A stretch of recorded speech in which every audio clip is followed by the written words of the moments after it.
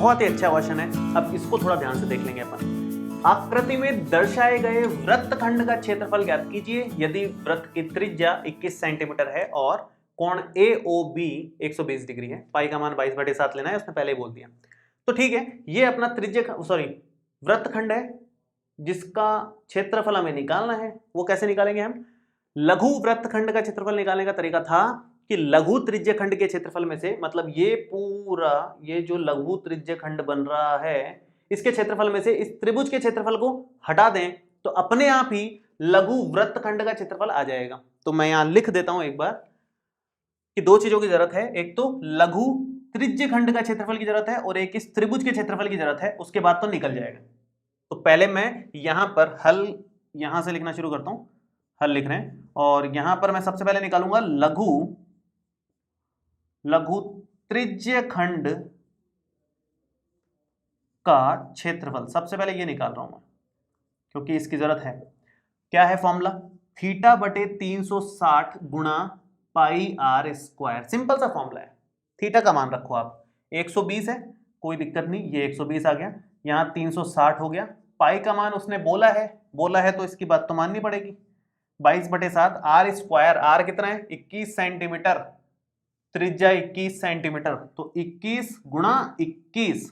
देखो साफ साफ बहुत सारी चीजें कट रही है, एक जीरो से जीरो कट जाएगा, ये 12 तिया 36 और 7 से ये 3 बार कट रहा है और 3 से ये 3 वैसे ही कट रहा है। तो क्या फाइनल आंसर बना? 22 गुणा 21, केवल इतना आ रहा है आंसर। 22 गुणा 21 आपका आंसर है। अगर गुणा करोगे तो ये बन जाएगा 462 सेंटीमीटर स्क्वायर। ये इस त्रिज्य खंड का क्षेत्रफल आ गया, ठीक है, 462 सेंटीमीटर स्क्वायर।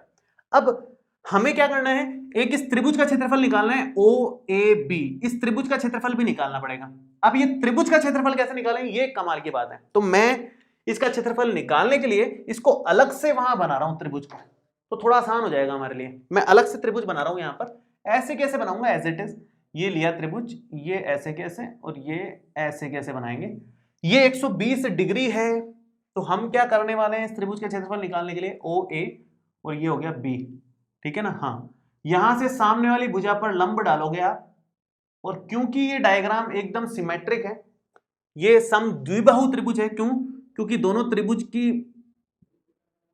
ये जो भुजाएं हैं ये बराबर है, ये 21 के बराबर है। इसका मतलब जो लंब आप सामने डालोगे वो एकदम बीच में जाएगा, बीच में जाएगा। तो ये मैं नाम दे देता हूं इसको P, और ये जो कोण 120 डिग्री था, हमेशा ऐसा होगा कि ये 60 डिग्री पे बट जाएगा। तो एक तरफ का आप 60 डिग्री निकाल लो, दूसरी तरफ से अपने को कोई मतलब नहीं है, एक से काम चल जाएगा अपना। अपन क्या करने वाले हैं? अपन 1/2 गुणा आधार गुणा ऊंचाई करेंगे। तो आधार क्या है इसका? AB। त्रिभुज का क्षेत्रफल क्या होता है? 1/2 गुणा आधार गुणा ऊंचाई। तो आधार इसका AB हो जाएगा, तो एक तो AB की लंबाई चाहिए अपने को, और ऊंचाई अपनी PO या OP हो जाएगी, एक इसकी लंबाई चाहिए अपने को। AB निकालने के लिए हम क्या करेंगे? हम केवल PB निकाल लेंगे, उसका डबल करेंगे तो AB आ जाएगा। इस तरह से AB निकालेंगे हम लोग, ठीक है। तो कैसे निकालेंगे? ध्यान से देखो आप, 21 सेंटीमीटर अपने को ये दे रखा है, तो ये 21 सेंटीमीटर मैंने यहां लिख दिया है। अब ये छोटा वाला त्रिभुज ये 90 डिग्री है, ये छोटे वाले त्रिभुज में आप ट्रिग्नोमेट्री अप्लाई कर दो। साइन और कॉस के फॉर्मुलेज लगेंगे हमेशा, ये दो ही फॉर्मुलेज लगेंगे, पैटर्न ही फिक्स है, आपको एक्स्ट्रा दिमाग भी नहीं लगा ना। मैंने बोला ही था अगर किसी ने ट्रिग्नोमेट्री नहीं भी पढ़ी ना, तो एक क्वेश्चन जो मैं से बता रहा हूं उस तरह से ही बाकी क्वेश्चंस कर लेंगे तो काम निकल जाएगा अपना एक बार के लिए। तो हालांकि अपन ने ट्रिग्नोमेट्री पढ़ी है तो अपने को तो बिल्कुल ही दिक्कत नहीं है। तो क्या करेंगे? थीटा के जस्ट सामने वाली भुजा को बोलते हैं लंब, 90 डिग्री के सामने वाली भुजा होती है कर्ण, और जाहिर सी बात है तीसरी जो बची वो क्या हो जाएगी? आधार, ठीक है। और लाल कक्का से अपने को फॉर्मूले सबके याद होते ही हैं, तो मैं यहां पर साइन और कॉस का फॉर्मूला लगाऊंगा, क्योंकि साइन के फॉर्मूले से लंब निकल जाएगा, एक तो ये चाहिए, और आधार निकलेगा कॉस के फॉर्मूले से। कर्ण हमें दे रखा है दोनों केसेस में, तो आराम से काम हो जाएगा। शुरू करते हैं। देखो सबसे पहले आप लिखोगे साइन थीटा का फॉर्मूला क्या होता है? साइन थीटा का फॉर्मूला होता है L/K, मतलब लंब बटे कर्ण। ये साइन थीटा का फॉर्मूला है, मान रखना जरा। साइन थीटा, थीटा कितना है? 60 डिग्री। साइन 60 डिग्री बराबर लंब कितना है? PB, और कर्ण कितना है? 21 ठीक है। साइन 60 का मान कितना होता है, आपको टेबल बनाना सिखाया था मैंने। इसका मान होता है √3/2 बराबर में है पीबी बटे 21। 21 को आप इधर लेके आ जाओ, तो 21 अगर इधर आ जाए तो 21 √3/2 सेंटीमीटर आ गया। किसका मान? पीबी का। ये मान आ गया पीबी का। पीबी हमें मिल गया, उसका डबल करेंगे तो एबी आ जाएगा। वो अभी करते हैं हम लोग, मैं इधर ही लिख देता हूं।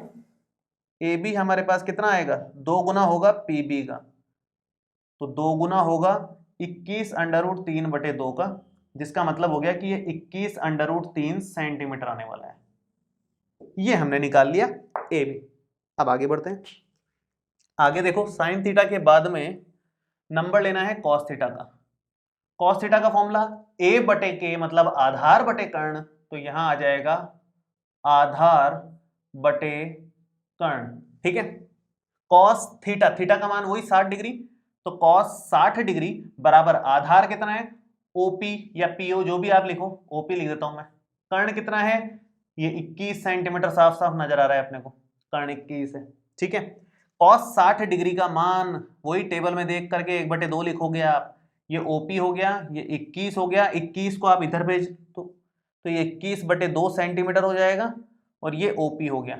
ये हमारे पास दूसरी चीज आ गई। ठीक, तो हमने जिस जिस चीज की जरूरत थी वो सभी निकाल ली है। अब हमें सिर्फ फॉर्मूले में वैल्यूज रखनी है और कुछ नहीं करना है। तो मैं एक काम करता हूं, त्रिभुज का क्षेत्रफल पहले अलग से निकाल लेता हूं ताकि अपने लिए थोड़ा सा कन्वीनियंट हो जाए, आसान हो जाए। तो मैं यहां पर लिखता हूं कि त्रिभुज ओ ए बी का क्षेत्रफल कितना आने वाला है, यह आएगा 1/2 गुणा आधार गुणा ऊंचाई के बराबर, जो कि बेसिक फॉर्मूला होता है। और आधार क्या है, ए बी। ऊंचाई कितनी है, ओपी।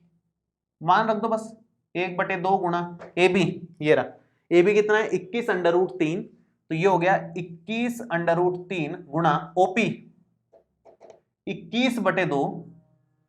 तो फाइनल आंसर कितना आया, 21 गुणा 21, तो यहां करोगे 441, फिर √3, इसका कुछ नहीं करना है अपने को, और नीचे 2 दूना 4, इतना सेंटीमीटर स्क्वायर। ये हमारा त्रिभुज का क्षेत्रफल आया।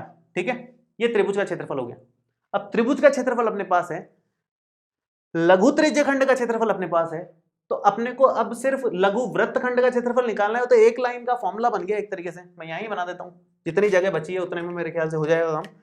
तो मैं लिखूंगा कि भाई लघु वृत्तखंड का जो क्षेत्रफल आएगा वो होगा लघु त्रिज्यखंड का क्षेत्रफल माइनस त्रिभुज ओ ए बी का क्षेत्रफल। ठीक है, ये पूरा माइनस त्रिभुज ओ ए बी का क्षेत्रफल, दोनों निकाले हुए हैं। लघु त्रिज्यखंड का क्षेत्रफल 462 लिख दो यहां, 462 माइनस ये जो त्रिभुज का क्षेत्रफल है 441 √3/4, इतना सेंटीमीटर स्क्वायर। अब ये कैलकुलेशन इतनी भारी है, उससे अच्छा इतना छोड़ दो उसको, कोई दिक्कत नहीं है।